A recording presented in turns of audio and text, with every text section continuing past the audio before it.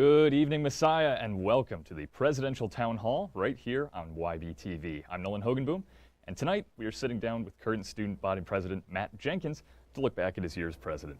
Later we'll be sitting down with President-elect Pauline Ducho and Vice President-elect Marilis Bermudez. You'll be able to ask all of our guests questions by using the comment box on the live stream. Should be right over there. Matt, thank you for being here tonight. How you doing? I'm doing great, thanks Nolan. You have had quite the year as Student Body President, with COVID policies constantly changing and your accomplishments with the governance review. Tell us a little bit about that. Yeah, so my year started off over the summer.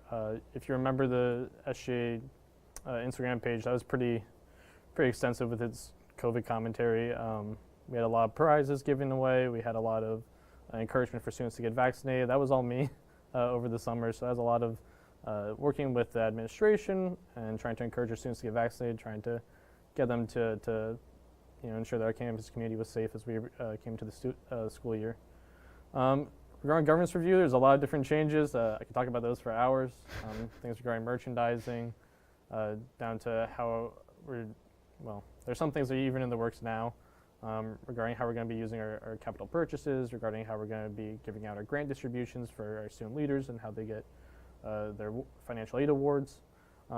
So there's a lot of different changes. I love governance review. I'm an English major, so I love writing. Right. I always loved that component of SGA and the administrative side of things and the institutional side of things. So just having the opportunity to make those changes is really important to me. So I think one of the things that a lot of students on campus just in their day-to-day lives don't think about is what your day-to-day life looks like. I'm sure you have meetings galore and all that sort of thing. What does the day look like for you in your? Yeah, so pretty much every day I'm going to be writing emails.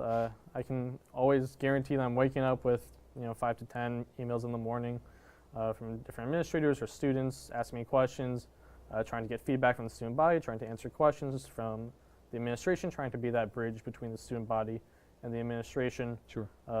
In a given week, I meet with the presidential cabinet, my presidential cabinet. So that's 5 to 6 hours of meetings a week, on top of any other administrative organizational meetings. So whether it's with President Phipps or with Provost Basinger or anyone in the President's cabinet, President Phipps' cabinet, I should specify. So that's on a day-to-day, you're looking at a couple hours of meetings, a couple hours of emails, either Student Senate or Presidential Cabinet meeting with our SGA advisor, JP. I'm always up in the office, so I'm always darting in and out of his office, bothering him with questions. So it's a lot of running around, but plenty of sitting at a computer and just trying to connect with students as well. Yeah. What kind of discussions happen in those meetings? Is it constantly pushing policy? Is it taking a bigger picture view of things? Yeah, well, it depends on what kind of meeting it is. So the Diplomatic Corps of Student Representatives is something that I oversee. So the way that our university administration is set up, there's about 25, 30 committees that our faculty administrators sit on. That's in the community of educators. So we appoint student representatives to all of those. So I sit on some of those committees. So like undergraduate research is one that I sit on. So if I'm attending that committee, I'm going to be hearing about our policies to try and encourage honors projects, department projects, collaboratory, things like that. That's one example. University council is another. So the academic budget for the year, the academic calendar, all those are approved by University Council. So that's President Phipps, her cabinet, elected individuals, whether it be faculty or employees or educators that serve on University Council. So that's some of that higher level multi-year planning that's being done that I have the opportunity to sit on. That's some of those conversations that are happening at the administrative level. Within my own cabinet, because each position is very distinct. Finance, they deal with the clubs and organization budgets. Diversity affairs, they try to have programming to promote inclusive excellence on campus. Organizations try to support clubs and organizations on campus. Student review, most of their work is confidential, but they do parking appeals, drug and alcohol appeals, or disciplinary hearings. And then what am I missing? Oh no, this looks terrible, doesn't it? We have president, vice president of Student Senate as well. So that meets every Monday night. If you're interested in attending that, we have another governance review council coming up on March 14th. So that'd be pretty interesting if you want to see what exactly is Student Senate, what exactly do we do. Yeah. And then that's beyond my own role. And then we have the SGA advisor as well, who sits and oversees our cabinet.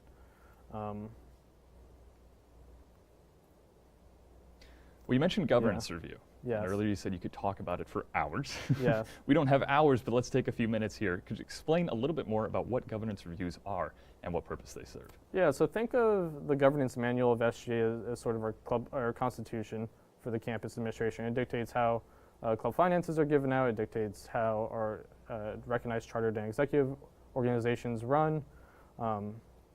So think of it as that constitution analogy. It dictates the executive, the legislative, which is the student senate, and then the judiciary, which is the student review board. Those three aspects of government, much like the real government. So it outlines all of that. So governance reviews, you can think of that as changing our constitution of the Student Government Association. So any changes that come to that are changes either to our financial policy, how our clubs and organizations, the privileges that they have, the position titles within an organization.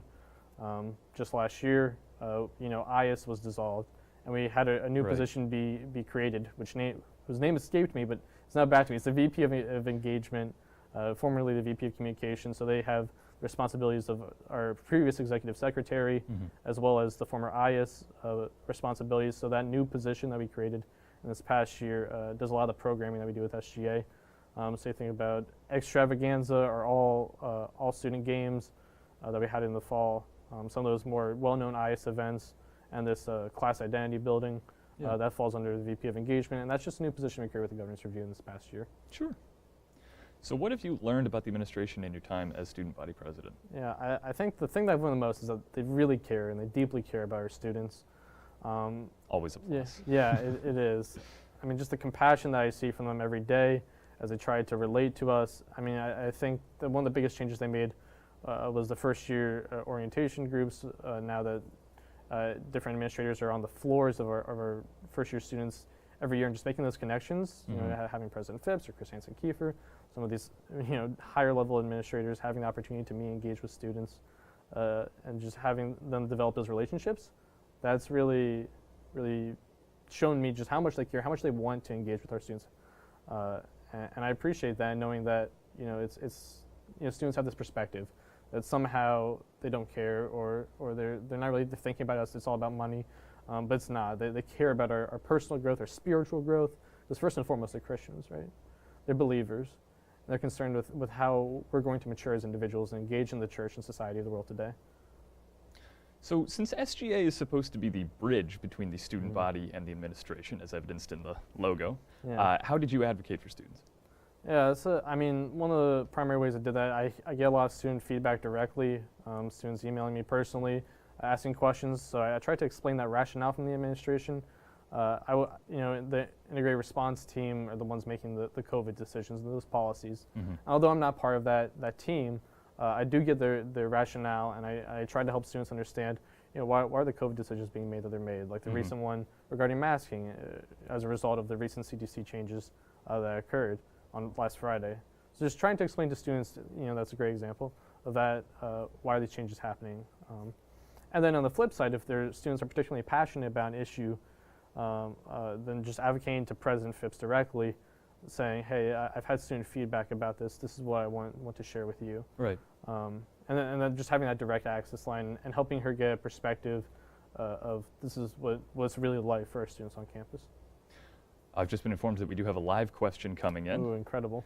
COVID related, everyone's favorite. Oh, yes. When can the water fountains be turned on now that COVID is over?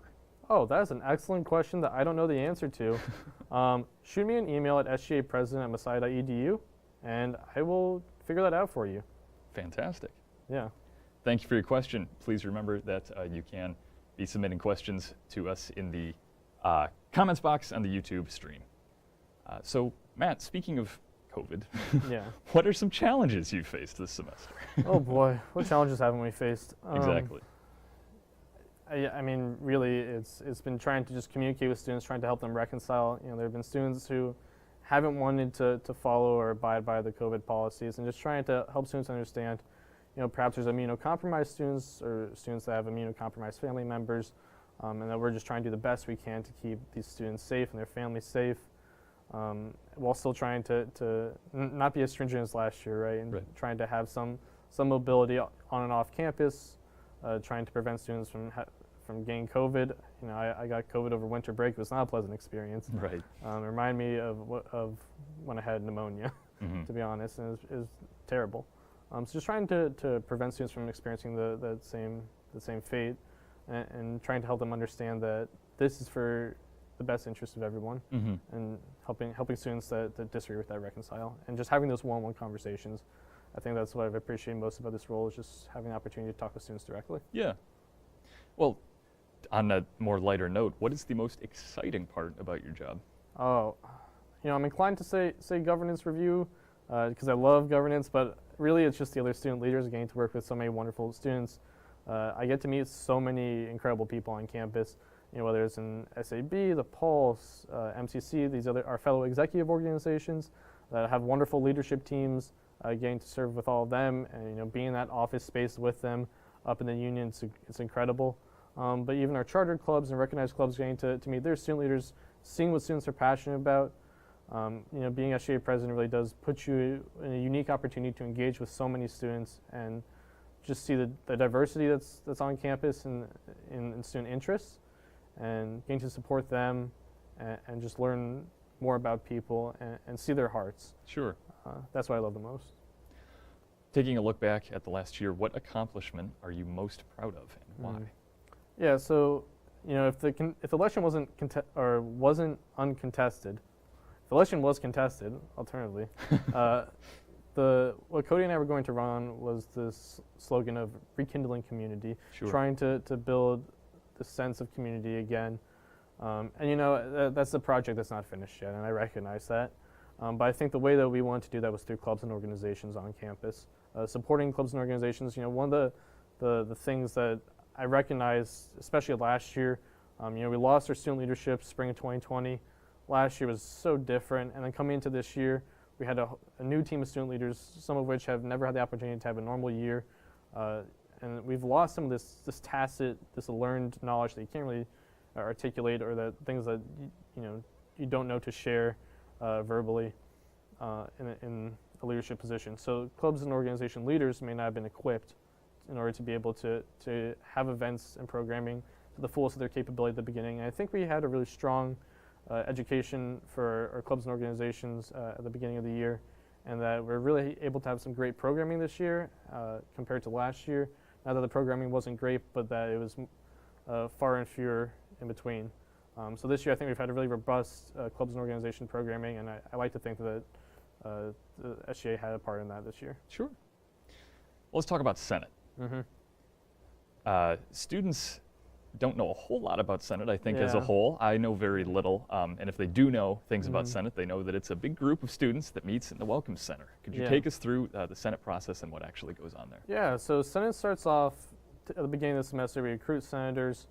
These senators, we have independent student senators, and then we have representatives from all the executive organizations, representatives from the Student Activities Board or Student Review Board within SGA, so our judicial branch.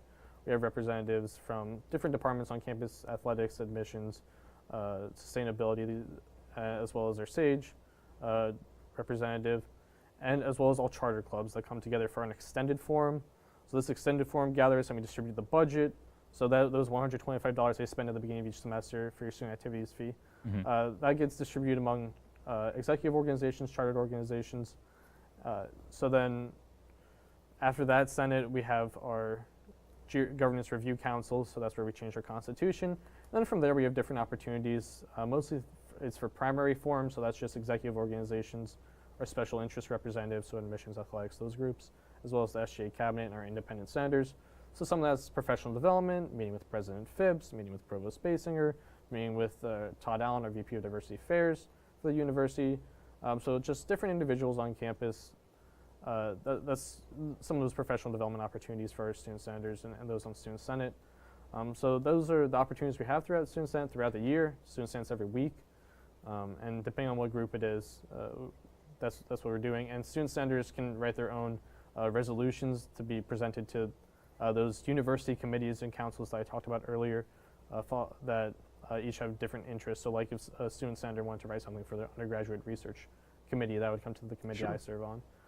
And students can do that, and that's one of the privileges of being an independent student senator. But yeah, certainly I would love for more students to get engaged.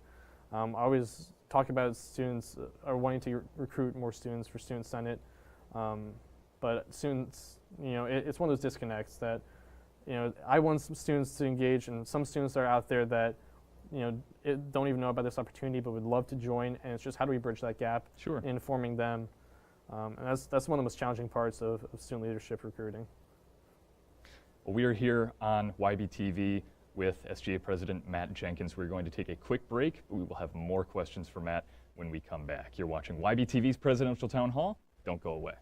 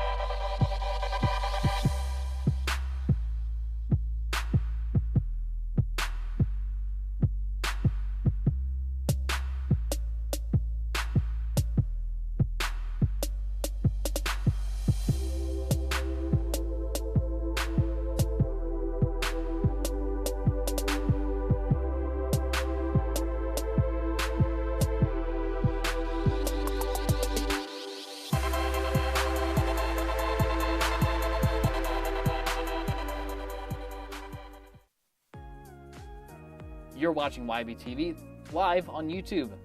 Check out our channel after the show for more great content from Messiah University. It should be fun. I love s'mores. Me too, especially on a campfire, The best. golden brown.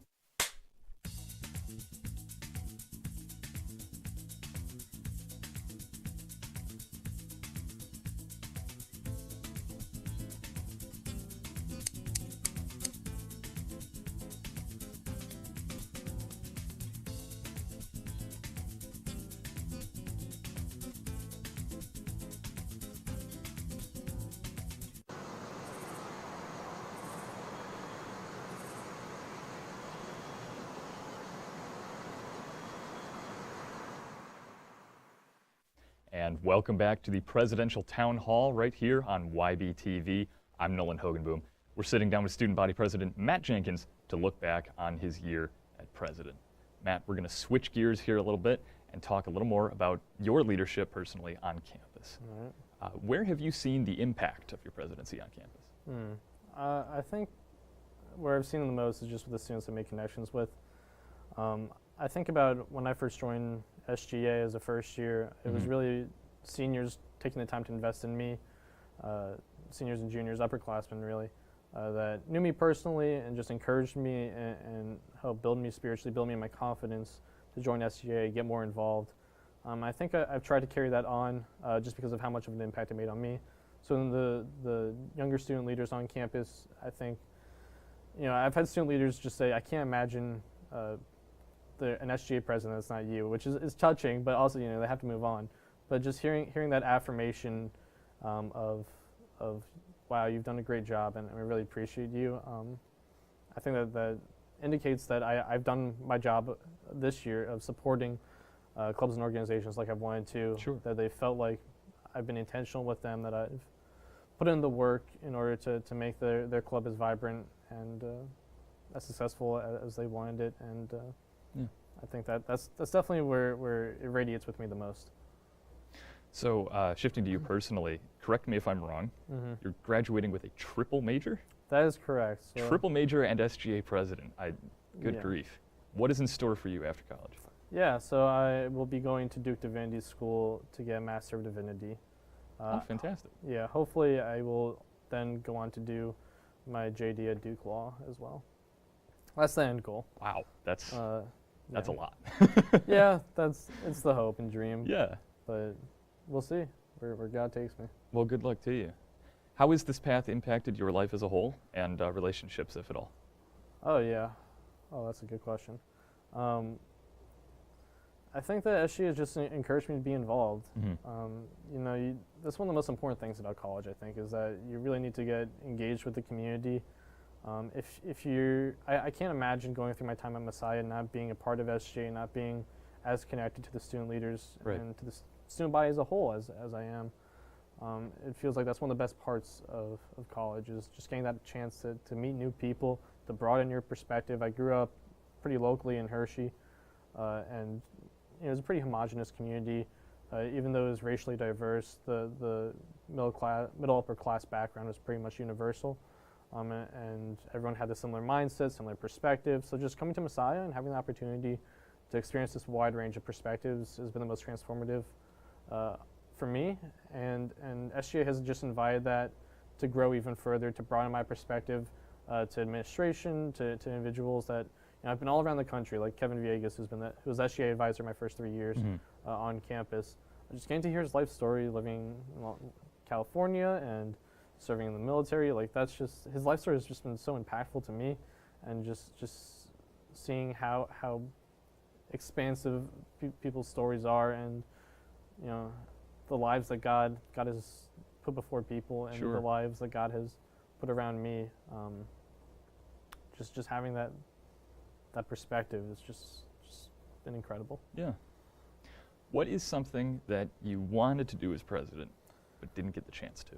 Oh, I won't say there's a lot, but there's always things that's like, if I just had a little bit more time. Sure.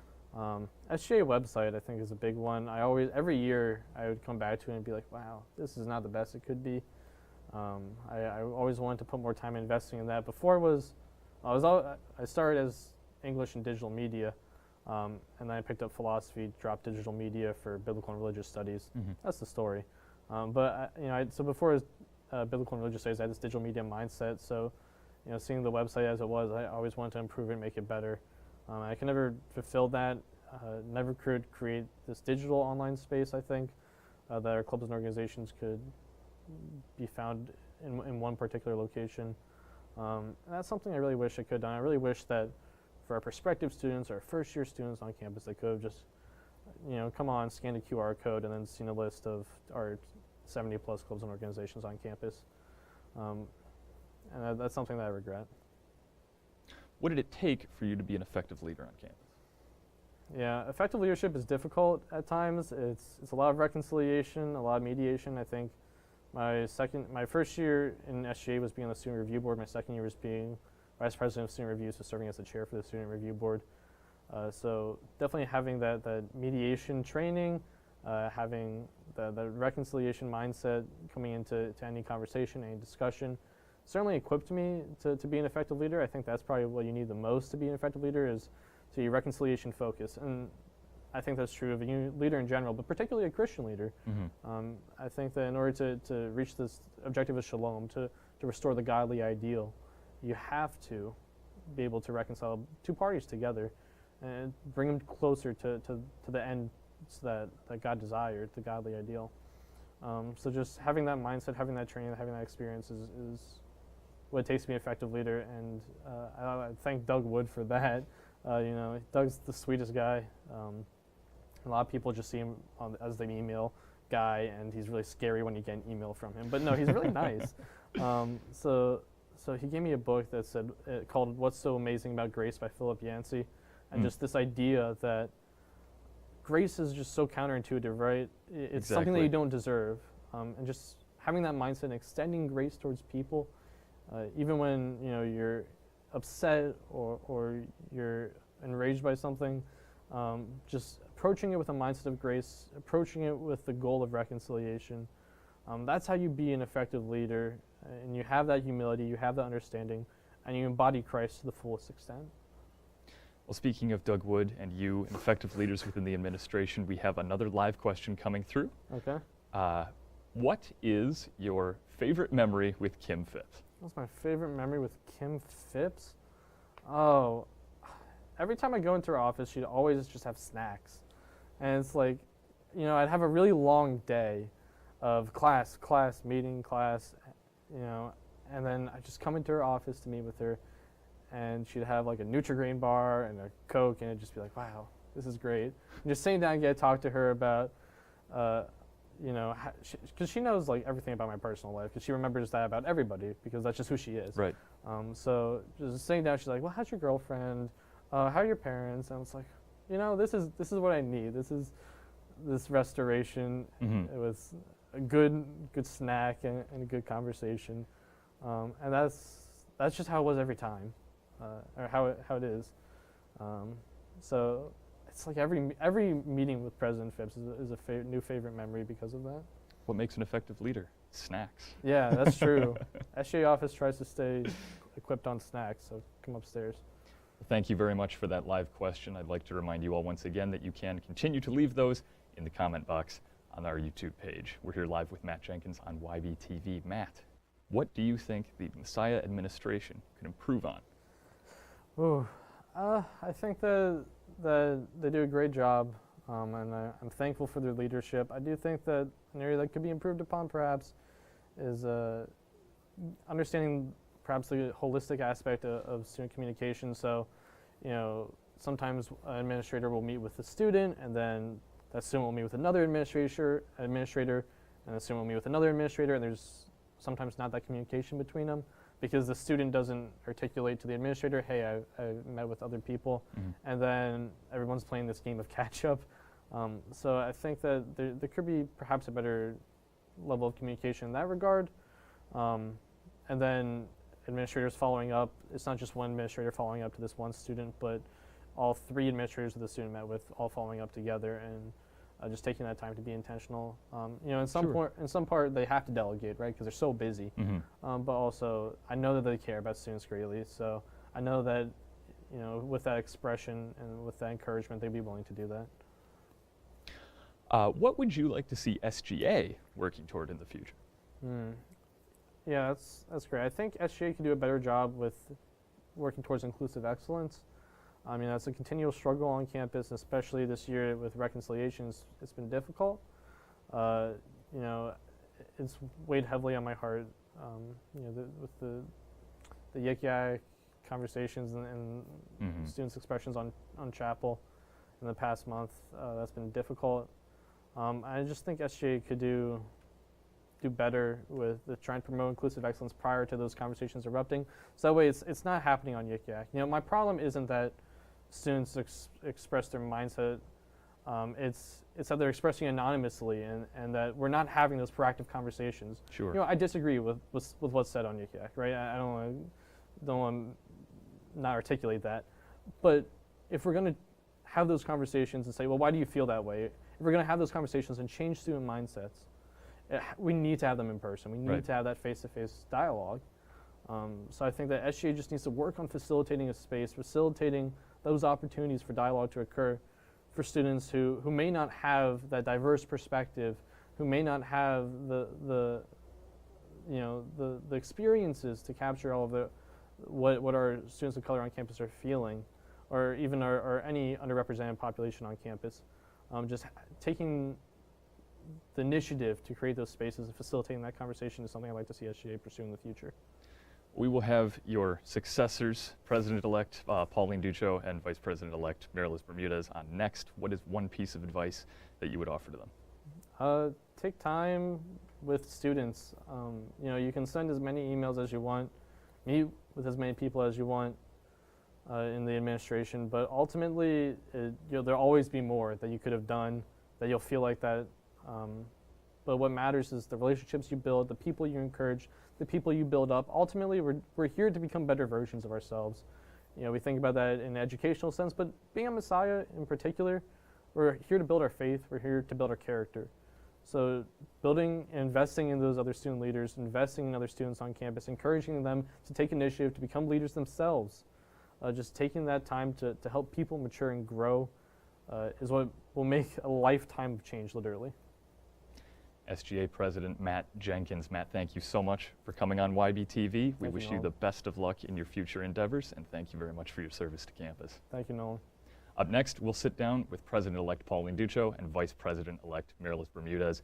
You'll be able to ask questions in the comment section on the live stream, as you have been all night. Don't go away. YBTV's Presidential Town Hall. We'll be right back.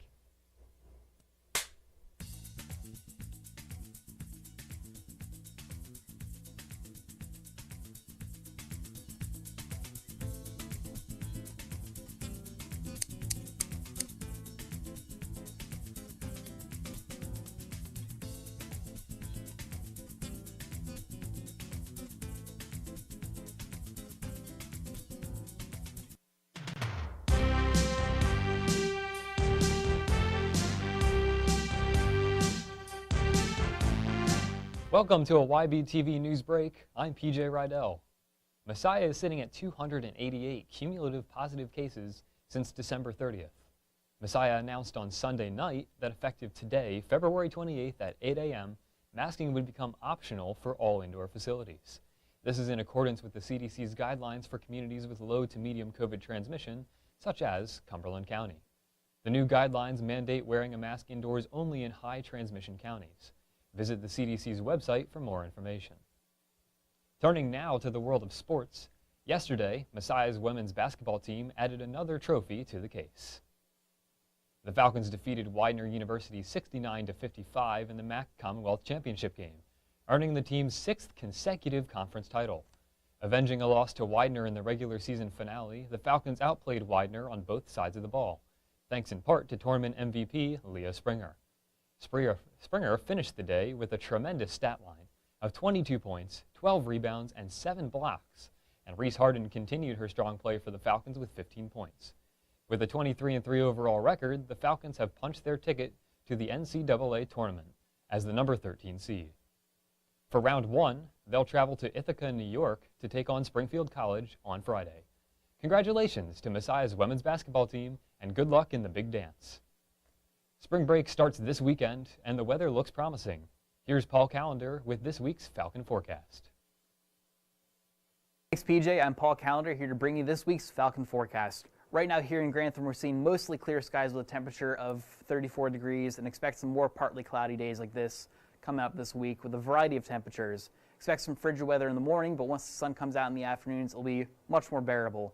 Tomorrow will be 55 with a low of 28, and Wednesday we'll see the same high with a low of 34. Thursday we're going to hit a high of like the 40s and with a similar low in the 20s, but get ready for Friday as we're hitting a low of 19 and a high of 41 as most of us are preparing to leave campus. For those of you sticking around, be ready for a colder Saturday morning as well, and it'll stay in the teens and 20s until about 12 p.m. So whether you're traveling somewhere warmer or even somewhere colder, I hope you're able to make the most of your break and enjoy the week off. Once again, I'm Paul Callender, and I'll send it to Rosie Sciano to hear what's going on this week at Messiah. Thanks, Paul. I'm Rosie Sciano here with this week's campus calendar. Do not forget about the Falcon Fitness classes you can attend and the numerous chapel opportunities provided throughout the week. Here's a reminder that the Logos Bible Study meets on Monday and Wednesday nights from 7 to 8:15 in the Union Conference Room. Join them as they dive into the life of David. Tomorrow's chapel will be with Douglas Curry. If you are planning on joining the Career and Professional Development Center into the city trip, applications are due at 5 p.m. Another showing of A Year with Frog and Toad will be held at Miller Theater from 7 to 9 p.m.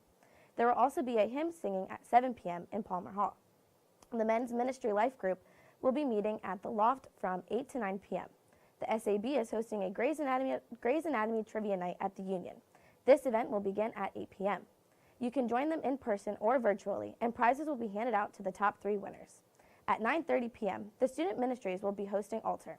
Altar is a weekly gathering for students who want to alter the spiritual atmosphere on campus by creating an altar to worship the Lord. This event will be held in Hossetter Chapel. Moving right along to Wednesday. If you or anyone you know have questions about faith, catch Student Ministries Sanctuary Faith Exploration in Boyer at 3 o'clock. There will be an Ash Wednesday service held at Hossetter Chapel at 4. In case you missed the showings of A Year with Frog and Toad, one final performance will be held at Miller Theater at 7 p.m. The Men's Ministries Life Group is hosting an event at the Loft at 8:30. This week, they will be expanding on biblical manhood. To kick off Thursday, there will be a Student Ministries Chapel at 9:30 a.m. The first wave of Sixers will be meeting. Please make sure to check where your group will be meeting. The Office of Sustainability will be hosting a T-shirt bag craft. This will take place at the Student Union patio from 5 to 7 p.m. To finish up Friday night, the Messiah Games Association will be having their weekly game night in Larson 237 Conference Room. Everyone is welcome to relax, play games, and take a break. To close up this week's events, the Messiah Smash League will be hosting their weekly E-tournament in Mellinger Basement. The tournament starts at 6:30 p.m., but the doors will be open at 6 for anyone who wants to have a friendly mashup. This concludes this week's campus calendar. I'm Rosie Sciano. Now back to the news desk and PJ Rydell. Thanks, Rosie. That's all for this YBTV news break. I'm PJ Rydell. Remember to tune in to Falcon Update on March 21st at 7 p.m. Have a good night and an even better spring break.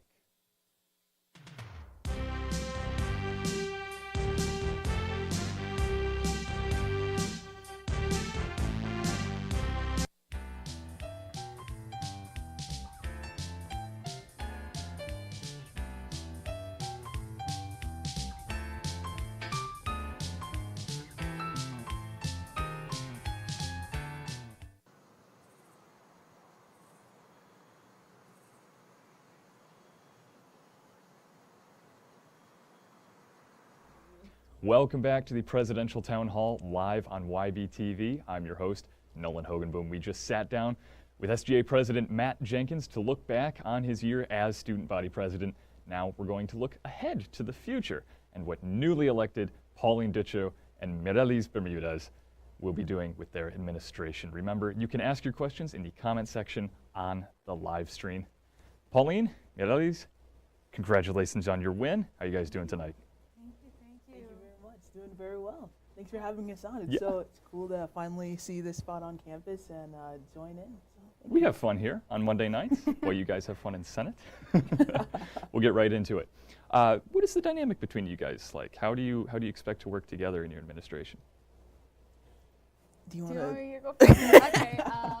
So I think first and foremost, first forming that friendship so that we can be openly honest and communicative about either problems we want to solve or how we feel like we should approach certain discussions. So I think that really helps in our dynamic as VP and president. Yeah, I feel like we hit it off like as soon as we met. We have very similar passions, very similar backgrounds too. So I think that has really helped us in forming our platform and forming our goals for the future. Sure. Speaking of that platform and those goals, what do you think made that campaign successful? I can go first. again. Sure, yeah. I think that first we went out of the way with the 200 signatures. Like each of us both got it. So that means that we spoke to so many students on campus about what they felt was important and the realities of the situations. And I think being like realistic and transparent about our own problems on campus, so really harping on, you know, if you're feeling like this and I'm feeling like this, then something has to happen here. So I just think that field experience of checking how others are feeling, what others want to, you know, feel like needs to be improved. Yeah, I feel like we've made ourselves very accessible to questions and tried to keep an open mind as possible, as a lot of the things that we're saying, you know, we're trying to represent the whole student body, and Sure. obviously we don't fit the identities of every single student. So really trying to make ourselves open to hearing stories of those who come from a different background than we do. And Sure. I think that went a long way in helping people to open their minds up to us. So. Please remember that at any point during this show, you can submit your live questions for Pauline and Mireles here on the YouTube chat. What have you guys been advocating for with your platform? Yeah, so our main theme word is reconcile with the values of equality, community, and collaboration. Our big mission is to just continue the reconciliation theme of this year, to not let it be bound to this school year, but really push towards a lifelong commitment to reconciliation. And this looks like getting the connection back on campus between different student groups, between the student body and the administration, and also between the Messiah campus and the outer community of Mechanicsburg and Harrisburg. So if you want. I think more than that too is making sure that we're representing everybody on campus. I think we have the misconception that reconcile just means race, like one equates the other. However, like we're constantly reconciling ourselves to God, to each other. You know, we're constantly building upon experience. And so I think when people think about reconcile, they forget that there's so many other labels that come into play with that. And so when I think about reconcile, I think about breaking the barrier of it not just being race, but about the community overall. Like, you know, how are we going to continue to grow in our relationship with God? How are we going to continue to grow a relationship with each other? Because ultimately, that's what we're here for. Exactly. What do you each think is your strongest leadership skill that will be effective in your position? Strongest leadership skill. Putting you on the spot here. Honestly, I like to think I'm pretty funny, and I think That has helped a lot, especially when navigating difficult conversations. You Sure. know, you walk into the room and there's already a lot of tension, preconceived notions, but being able to like crack a joke here and there, obviously when appropriate, can really go a long way in keeping some of those relationships, whereas that conversation could have destroyed any progress that could have been made. So yeah, just having that like humorous touch, keeping the mood light, I've found it very helpful in getting through some of those difficult times. Okay. And I feel like sometimes I'm the yin to her yang. So while she can be funny and she helps like release that tension that is created in the atmosphere, I feel like I'm more driven and adaptable. So while she is like trying to draw everybody's attention, I'm formulating a plan, a strategy. What are we doing next? Sure. I'm always trying to think about how can we improve something? How can we change the direction of our conversation? So while she is funny and, you know, she's able to feel the tension in the room, I'm able to adapt and create strategy on what we should do next. Sure. Well, looking at things the way they are now, how do you think the administration is doing in meeting the needs of the student body? That's an interesting question. I think they're doing a pretty good job. I think the biggest problem really is just the communication style. I'm an RA currently, and so like a big part of the job is checking your emails. We're constantly getting emails about things. So I am always reading through all my emails. So I see all the stuff that they're doing. A lot of my peers and classmates don't do that. And so to them, it might seem like, oh, no one's listening, like no one's really doing anything. But it's just because email is not the way that they communicate the best. And so I think one thing moving forward next year is going to be changing up the communication style to meet the students where they're at. Just so they know, like, hey, the administration really is working for you and they really are doing things. And they're hearing you. You're just not seeing their responses. So, yeah. Okay. I think another aspect of that is as first-year students, like our first source of communication is the admissions office. But then after that, we're kind of let loose on campus to, you know, grow a little more independently. And I find that, like with a lot of other first-year students I talk to, they don't really know to go to after, like, the first initial admissions office is your go-to person. So I think making sure that we know who to go to when we have our problems and make it viable to each student, I think that would really go a long way to making sure that the students know that they're being heard and who to go to so that it happens. Just clearing up like what center goes to who and like what jurisdiction each problem goes to, because I feel like that is not very clearly identified sometimes. Hot button issue on campus right now. There's been some controversy over the LGBTQ policies on campus. How do you want to make those marginalized communities feel more welcomed and safe? Yeah, SAID's held an event earlier this semester. I believe it was called Storytelling, where some students were able to share their stories of their experiences on campus, and I'm really glad I went because that was very eye-opening and heartbreaking at times, some of the things that were said. But President Phipps was also in attendance, and she basically was giving us a little bit of the rundown of how next steps would look like. And so one of the things he mentioned was finding time for members of the board to meet with leadership and SAIDs and continue the conversation.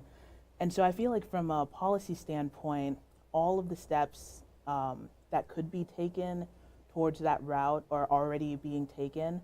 And so like I sort of mentioned this in the debate a little bit, like when you reach a problem, there's two ways to attack it. There's the policy and then there's the what can you do as a person. So I feel like the policy side, the steps are being taken and we shall see where those conversations lead us next. But from a student side, the best thing we can do is just be more aware of how our individual actions are affecting students on campus. So having more inclusive language, not showing judgment, but really being open to hearing these stories and asking students, okay, what am I doing that's like making you uncomfortable, or should I do this better, or checking our friends and saying like, hey, maybe stop saying that joke, it's not as funny as you think and it's really harmful to people. So just the small things like that I think are going to go a long way as we wait and see what happens on the policy side. Sure. We are here on YBTV with President-elect Pauline Ditcho and Vice President-elect Melaliz Bermudez. You're watching the Presidential Town Hall live on YBTV. We will be right back with more questions after the break.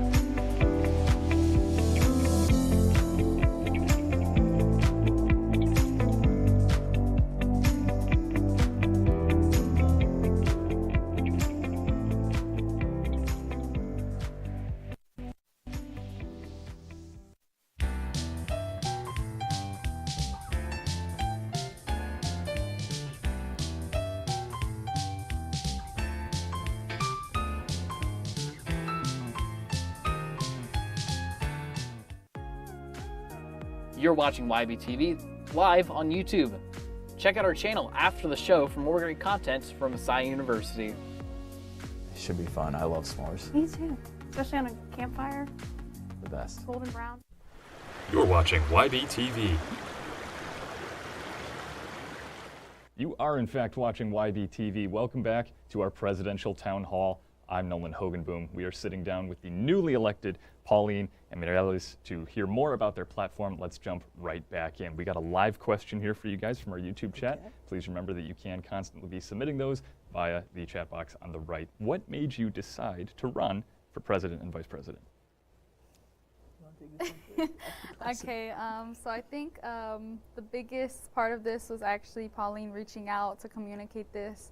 I think throughout the year I had been constantly talking about things I wanted to improve at Messiah, and then I got involved through the Senate and student engagement my first semester. So slowly but surely I was already integrating myself into the steps I would go into working as VP. But then one day on a Friday, like 3 days before we had to run and get signatures, she called me up and she's like, please, I would love to have you as my vice president. I know we'd do great in office. And I said, sure, what do you need me to do next? And so I thought of it as a way that God just presented an opportunity to go ahead and make those improvements that I have been talking about all year. I always say that you can walk or you can talk however you want to talk, and you can talk these big things, but are you going to walk it at the end of the day? Are you going to follow through with that? And this is me doing that. Sure. Well, I'm a senior, so I had one full year of a quote-unquote normal college experience, and you're junior and first year, yes? Yes. So for the majority of your time here at Messiah, things have been a little crazy. Club and event engagement has been down compared to those pre-COVID times. How do you plan to attract students to these commitments again? Yeah, so we have two plans in the works. One being reconnecting the community, the Messiah community, back to the outer community. So this looks like having clubs partner with local businesses and taking trips out into Mechanicsburg or out into Harrisburg. I think the excitement of getting off campus and sort of exploring what is it like to be in Pennsylvania will attract more students to come. And it's another thing to do on the weekends than just the regular old stuff on campus. That's one thing. And then the second thing would be collaborations between the larger clubs who already have a pretty good group of students that come week in and week out with the smaller clubs who are just trying to get their footing right. So making sure that the smaller clubs are able to collaborate with the big clubs and just get their platforms out there and sort of show their faces and get more FaceTime with the students. Sure. Anything to add to that? Oh yeah, working in student engagement, I did see this. We hosted student games again in November, but we didn't have a great turnout like I thought it was. Everything was perfectly planned out. So I started talking to students when we were doing the campaigning, and a lot of things that I was hearing was make sure that when you plan these events, you're keeping like the students' interest in mind. So going out of your way to ask students, you know, what would you do or what would take you out of your room and not do homework, which is a priority on some students' plate. Like I would rather finish my essay than do this event. Like we need to start doing events that make students second guess whether they want to stay in the room to finish that assignment or actually go out and start cultivating that social life.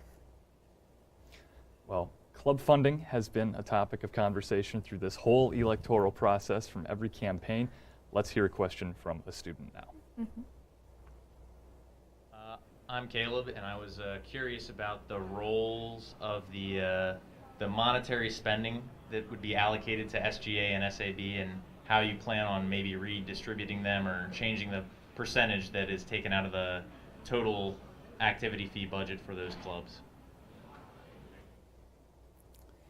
Yeah, this is a question that I'm not sure I have, or that we'll have a complete answer to yet, as we are still just right now really beginning the transitioning process and training and stuff. But to just give a quick overview of how it works, there are the executive clubs, SGA and SAB, as he mentioned, being two of them, that get a set fixed percentage of the budget right off the bat. And interestingly enough, this year, or this semester particularly, SAB on their own saw the budget that they were set to have and decided to decrease it as they looked ahead in the semester, and really took into consideration, okay, what events are we going to do? How much money like does this really is this really going to require? And that led them to decrease significantly their portion of the budget and redistribute it to a lot of the other smaller clubs who, had they not done that, probably wouldn't have been approved for the budgets that they have submitted. And so I think this thinking phase and reflecting on, okay, realistically, how much money does my club really need is something that we're going to be pushing more. SAV did it, and it benefited a lot of clubs, and now we're going to see a lot of events that probably wouldn't have happened without that. But it definitely is something that all executive clubs should take into consideration when submitting their original budget requests. Sure. Any thoughts on who you're choosing for your cabinet yet? What kind of thinking goes into those decisions? So from where it stands right now, we actually have to meet with our club advisor, JP Edmonds, to first review applications, set up interview times. So at this point in time, we actually do not even know who the application submissions were.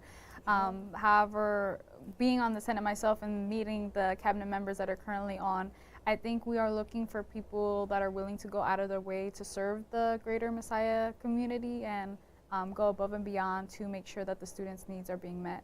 I think we talk a big game about being the bridge to Messiah administration, and we need people who are willing to be that. It's in the logo and everything. Yeah. What would you say to students who think that the student body president doesn't have the power to change Messiah's broader policies?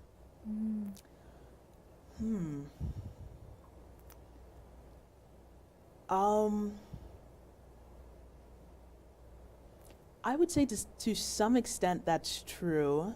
I mean, it is a student body president, not the president of the university, Exactly. so our jurisdiction is a bit limited. But it's not entirely true. I mean, there is a lot of stuff that the student body president can do, and with a closer relationship to the administration, it would be a lot easier for the student body president to go and address these issues. In the same breath, I would encourage those students to take the charge in their issues as well. Just a title shouldn't be a barrier to trying to find solutions to your problems. This year especially, I have done a lot of stuff just being a student, just being an RA, where there were problems that me and my friends were having, and I just kept asking people where to go until the solutions came about. So don't ever let the title stop you from trying to change something on campus. Even if you don't think it's possible, you never know. Just keep asking. Sure. Yeah. What do you anticipate the greatest challenge of your administration to be?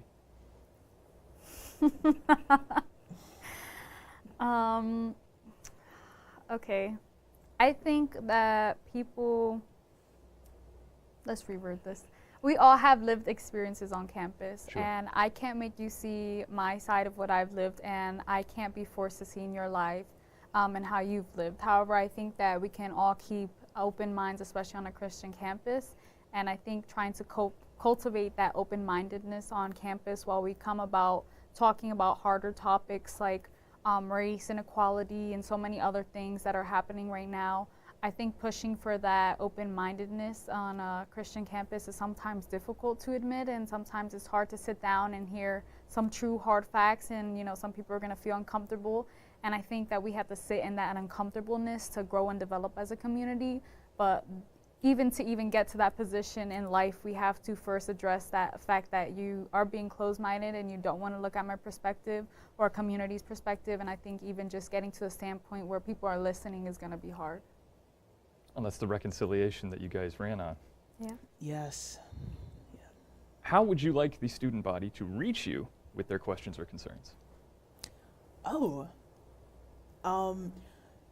Yeah, so we still have our Instagram that we started off with our platform.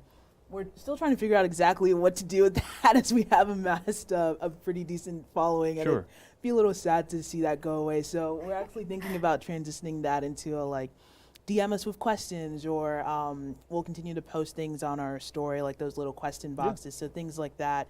But honestly, just stopping us as you see us outside of Friar, Boyer, and asking us questions. So in person, social media, emailing us, really any way that they can find us, we're open to chat with anyone.